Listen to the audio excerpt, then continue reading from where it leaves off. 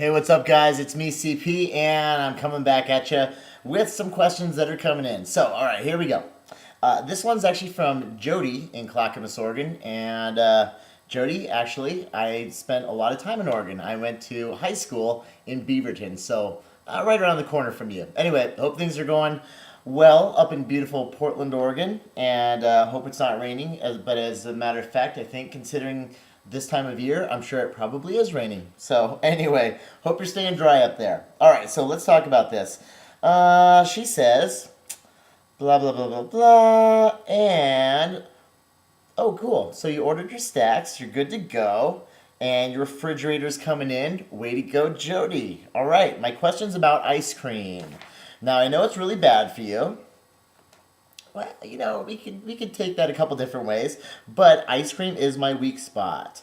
Don't know why it is, but I was wanting to know if there are any ice cream brands or flavors that are healthier than the other. If I'm ever eating bad, or I figure if I'm ever eating bad at all, then I want to choose the lesser of all evils. All right, okay, cool, Jody. Well, here's what I have to say about ice cream. Now, of course, that is a reward day food, and it's really important. I do talk about this all the time as far as reward days and understanding who you are and those slippery slope foods. Okay, that's fine that ice cream is going to be your reward day food. However, really important that you can, number one, control yourself to a point where you can simply give yourself that taste of the ice cream and you don't have to finish off the whole gallon. When it comes to those reward days, number one, you're never going to bring that food in the house. Your house is always an environment for success, and if it's in the house, you're going to eat it. So we always keep everything outside of the house.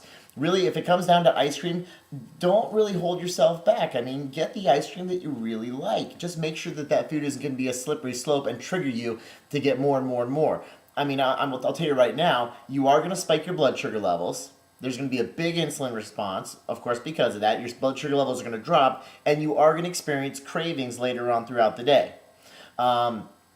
Be also aware that sometimes there's a whole experience to ice cream. It isn't so much just the taste. For a lot of people, there's an addiction to the whole experience to it. It's cracking the plastic around the side, opening it up, peeling it back. It's that very first spoonful, especially as you're peeling off the top. The whole spooning off the top of the ice cream.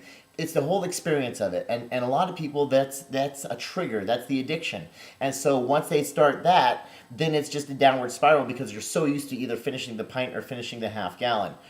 Because of that, my favorite ice cream, in fact the ones that I really highly recommend you get, Ben and Jerry's. They make those tiny little several ounce almost tasters, and they're so perfect because if you and when you are truly dedicated to this lifestyle of health and happiness, number one, you've already eaten a really good clean meal first. And once you've got that good clean meal down, now you can reward yourself with just the taste and the flavor and the sensation and the experience of having that ice cream, but it's done in this much. You get a few ounces of ice cream and you've experienced everything you want, but you're already full from the food before. So your body's full. It's sending the signals to your brain that says you don't need to eat anymore, but you go, you know what? It's a reward day, so I'm going to go ahead, and I've been thinking about this before. Even though I'm full and I'm not even hungry anymore, I'm going to go ahead and just give myself that little bit of a reward. And that's okay. That's fine. That's my favorite ice cream, is the one that's portion sized. So hopefully that answers the question for you.